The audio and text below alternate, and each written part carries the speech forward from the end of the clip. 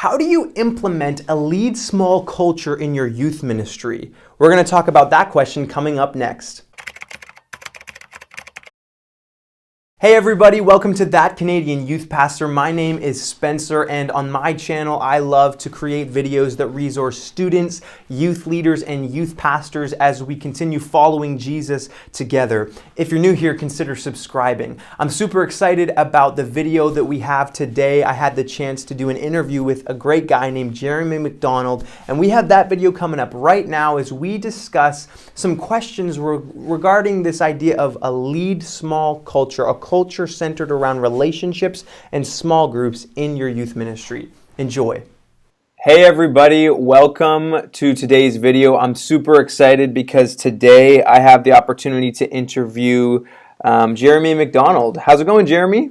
Yeah, it's going great. Great to be on your channel. This is exciting. Yeah, Spencer, man. I was an early subscriber before the pivot to talking about youth ministry in this way. So I'm stoked for the convo. Dude, thank you so much. Yeah, I'm excited. I'm excited for what you're going to be sharing today for everybody who is watching this video, but also I'm really excited for myself because I'm excited to learn a little bit as well. Today we are talking about something that maybe you have heard of before as a youth worker, maybe you haven't, but we are going to be talking about a resource called Lead Small. If you haven't heard about this resource, you definitely need to check it out. But before we get there, I wanted to just give Jeremy an opportunity to introduce himself for anybody who doesn't know who you are. Who are you, Jeremy MacDonald?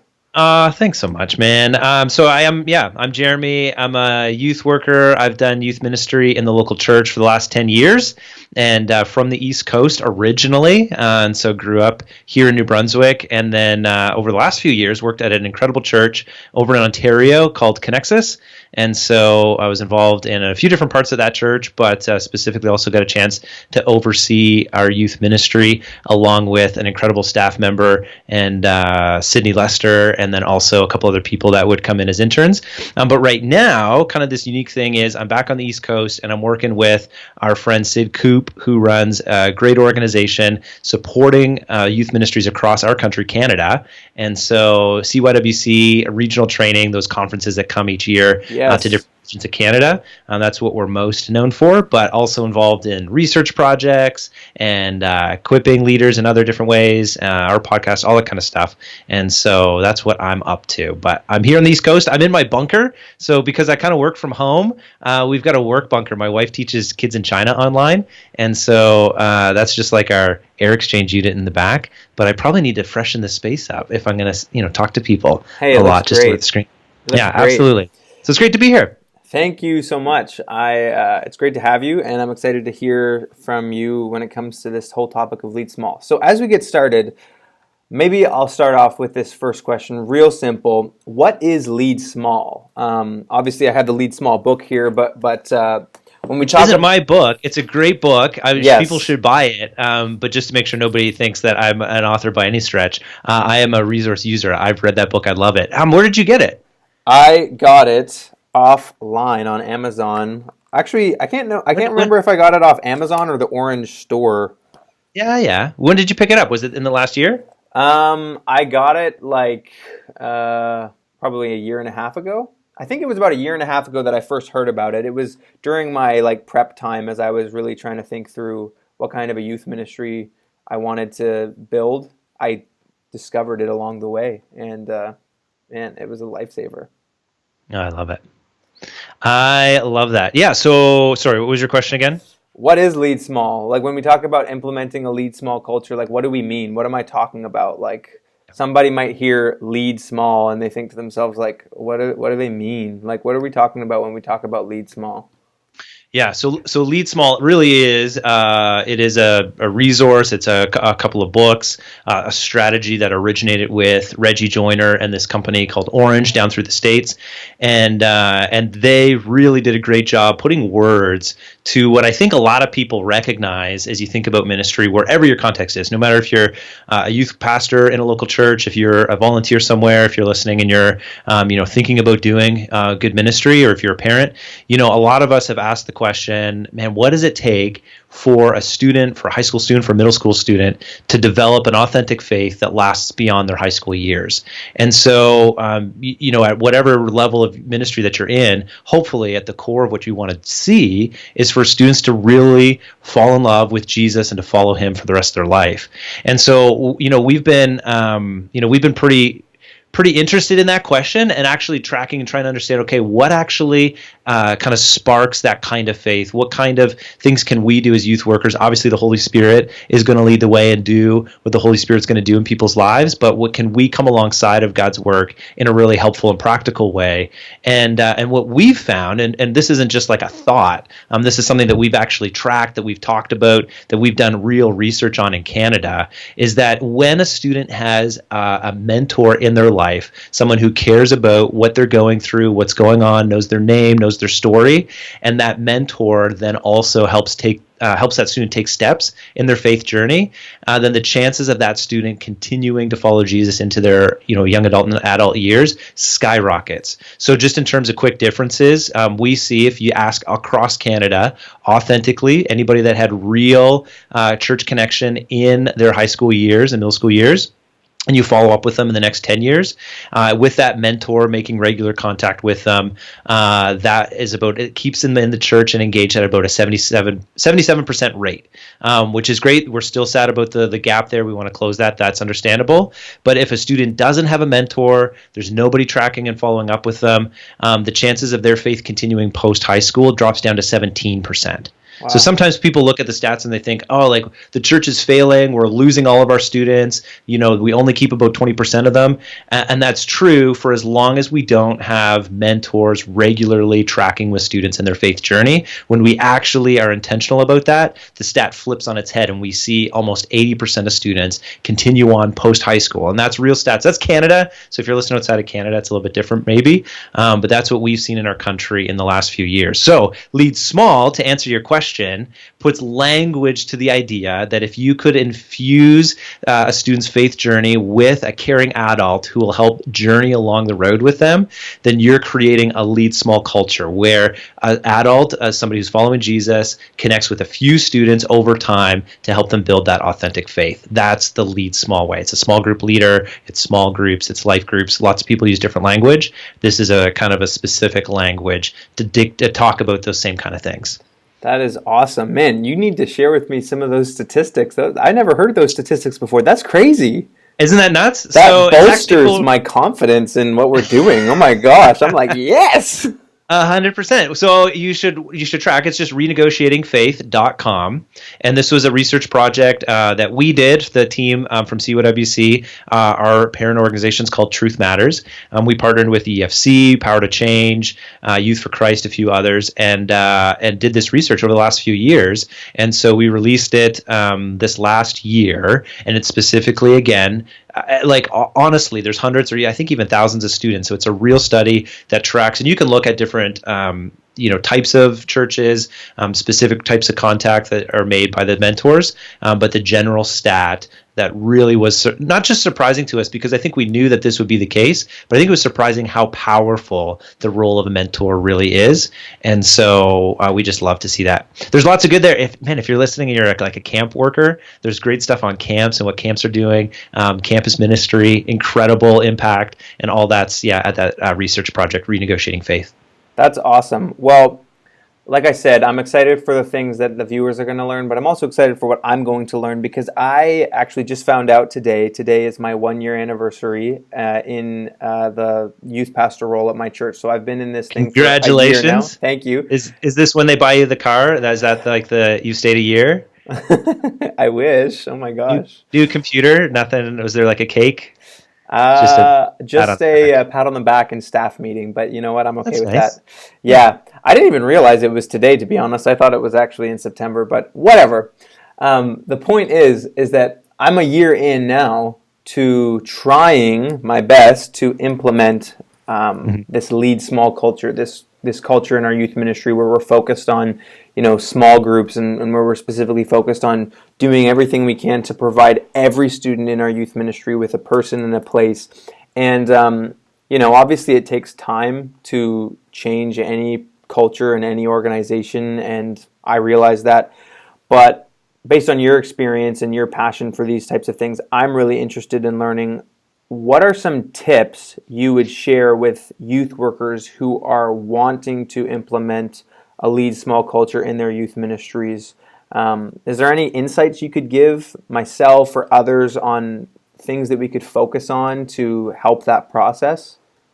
Yeah, and these ideas do come from, so like credit where credit's due. Honestly, when Reggie wrote those books, there's Lead Small, and then there's also one specifically for leaders about creating that Lead Small culture. Because I think not only does having small group leaders mean that you want to invest into those leaders to make sure that as a mentor you're tracking closely with students in a healthy way and helping point them to Jesus, but that beyond that, if you're a point worker, that you're creating systems and structures that actually reinforce that relationship. And so just practically, it gets down to really nitty-gritty stuff. I remember as a youth worker, as a youth pastor, creating games and coming up with ideas on what we're going to play, after our talks and after small group time, and coming to this really clear conclusion that we can no longer do any kind of game that might actually devalue the role of a small group leader in the eyes of their kids. So we had this idea at one time, we were coming up with games. We're like, what if we had the small group leaders like compete, and then the winning small group leader gets pizza for their whole group? We're like, oh, that'd be hilarious. That'd be so fun to see.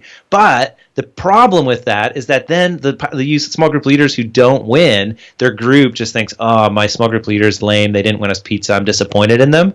And so we thought, okay, we have to actually structure games. We have to structure our program so it supports what we're trying to create, which is an incredible environment where that adult can journey along, or adults can journey alongside of students. For students, they look up to their small group leader. They look up to that mentor. And so we're going to build those leaders up and create the right kind of programming that supports the small group leader role. So in terms of like what you can do, I think you got to continue to read on that. You need to think about, okay, what can we do to reinforce that relationship, and then structure your night around small groups so that the win is always if you have a great small group discussion. So for us, like at Connexus, where I served these last few years, we would evaluate nights not necessarily based off of the content of the teaching that came from either video or for live communicator, but on the quality of the discussion that happened afterwards in the small group. So it doesn't matter as much if you proclaim truth just for truth's sake. What we want to know is that our students actually hearing that truth, applying it to their lives, and seeing the power of Jesus being transforming them to become more like him and to follow him. And so if we're just saying true things but they're not hearing it, then we're not doing a great job. So we want to think about those small group discussions and asking a lot more follow-up questions about how is this truth actually digging down deep into the hearts of our students, and you'll find that out in conversation with them. That's awesome. Man, there's definitely a lot of stuff that I am trying to work on. I think for me, the biggest issue that I'm facing is just trying to make sure that I remember to like stay focused on it. Because it's easy, I find, in youth ministry, you get your focus established. It's like, okay, we're going to be a small group centered ministry, and I'm passionate about that. And then as the months and the years go by, it's easy to get sidetracked by a lot of this looks like a really good idea over here, and that looks like a really good idea over here, and this person is suggesting that we get focused on this initiative, and so I found that for me, I mean, I've only been doing it for a year, so I'm hardly even along in that process, but it's a matter of like making sure that I'm like focused on like, okay, if this is the philosophy that we're going after, we got to stick to it. If there were any reasons, like what reasons would you give somebody who, how can I phrase this? I guess what I'm asking is, why do you believe in the lead small model of youth ministry over perhaps other traditional models of youth ministry? Like if you had to maybe convince somebody to consider implementing this kind of a culture or this kind of model, what would you tell them? Yeah, I think as time goes on, I think for any of us, our view of how not just ministry works, but just life works, we start to take a bit of a longer view. And it's not to say that when you're starting out that you're just thinking about the here and now. But so I'm back in Moncton, New Brunswick. And so 10 years ago, I was a youth pastor at a big church here in Moncton, New Brunswick. So the fascinating thing for me these days is that I'll go to my kids' daycare and run into a student that was in my youth ministry. I'll go to the market this last Saturday and run into a student student who was in my youth ministry, the person that might be, serving me at McDonald's, or the person that might be, selling me, whatever it is. The new challenge for me is to think back and think, oh man, I wonder if we did a great job for these students over the long haul. And the coolest stories that I hear, I met with a guy who we did ministry before, that 10 years ago. And so we had breakfast, and he was just sharing how his small group that he got a chance to invest in and connect with over their high school years, that he still stays connected with each of them here, years and down the line. And the exciting thing for him is that because he was so prayerfully considering their spiritual journey when he was their small group leader, to this day, he celebrates the fact that all of those guys continue to follow Jesus, that they're in the local church, that they've got ups and downs, but because he's been able to track with them over the long haul, he celebrates their stories. And so when you see ministry over the long haul, you realize that, there can be exciting moments in creating, and you got to do this, but you got to create some fun momentum for like this week, and this week's going to be awesome, and you want to push people to moments of decision. But if you just want to gather a crowd and make people emotional, then, you just bring them all to Avengers Endgame and everybody's crying in the middle of it, right? Like, you can evoke emotion and you can make people show up to something by offering enough free things. What we want to see is long haul disciples of Jesus. Right. And so thinking strategically about what does that actually mean and how do we help them get there always, always, always leads back to this idea that if you have somebody journey along with you, and you just think about some of the most monumental decisions that you've made in your life, chances are they're connected to a person, connected to something specifically where somebody invested into your life specifically and made a difference, whether it was a teacher, a coach, your youth pastor, or your youth leader, whatever it might have been. And so because of that, we just want to do that for the next generation and be intentional about it. So for us, small groups are the answer to almost anything and everything. And if you go at it for the long haul, you may not see the same kind of crazy spike in attendance as you would if you just offered free Rockstar drinks to everybody every time they came. But you will see a real significant growth in your ministry and in the students specifically. So I'm a big fan of it. I did convince my wife, so believe it or not, my wife Chantel, when we got married, she became a volunteer in my ministry. And that was a challenge because we did ministry significantly different than she remembered as a youth leader before in other contexts and growing up. And so she was not as excited about the way that we were tracking in terms of our ministry strategy, being a small group leader, small group model. And when I started with her, I was at a smaller church actually. And so there were like 10, 12 students a night, and we're still breaking off into 3 or 4 small groups. And so we're just so committed to this, middle school girls, middle school guys, high school girls, we got to split at least in that. But what that meant is that some nights we would show up and there would be a high school girls small group that had no students in it. And so the leader's like, man, this is lame. I've given up my night to do ministry. And I'm like, no, this is incredible. Now, because you've got 3 girls in your small group, just because they're not here doesn't mean that you're not still their mentor. Now you take those 3 names that are in your group and go take an hour or 2 and write them cards, maybe send them a text, record a little video for them, whatever it might be, to tell them that you still care about them, even though they weren't at the program. And it will reinforce the fact that you're there for the long haul for them. And so over time, although it was kind of awkward when you end up in a small group with only 1 kid, over time, that investment, that strategic caring about that specific those few students meant that ministry not only grew numerically, but that students also made incredible decisions to follow Jesus over time. Man, that's so helpful. That's encouraging. It's encouraging for me as a youth pastor who's in the process of trying to implement this kind of a culture in our youth ministry. So thank you for sharing.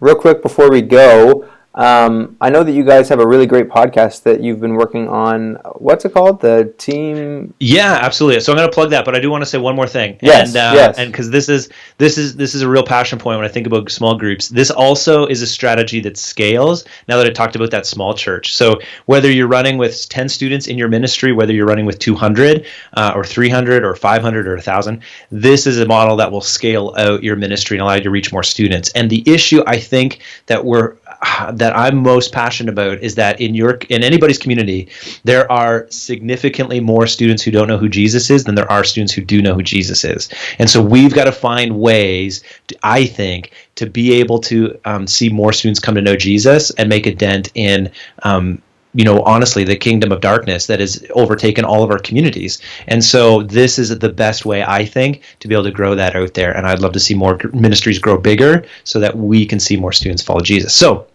our podcast is the Youth Ministry Team Podcast. And so it's hosted by myself, Sid Coop, and also Jason Ballard, if you know Jason from the Youth Alpha Film Series. And so we do a weekly podcast that's meant to equip and encourage volunteer youth workers. And so it's for your whole team. But honestly, if you're a point leader, chances are we're going to talk about things that you might already do instinctively, but that you would love your leaders to know. So we'll talk about, man, what do you do when you don't like a kid in your small group? How do you connect to the students that's shy? What do you do when you face conflict? How do you encourage the student who hasn't been at your program for a while? Those kinds of conversations are what we like to talk about. And so, of course, we'd love to have you there. Youth Ministry Team Podcast is the podcast. Awesome. Well, thank you so much for joining today. And I hope that some of the content will be helpful for everybody who's watching. Thank you, guys. See ya. Appreciate it. See ya.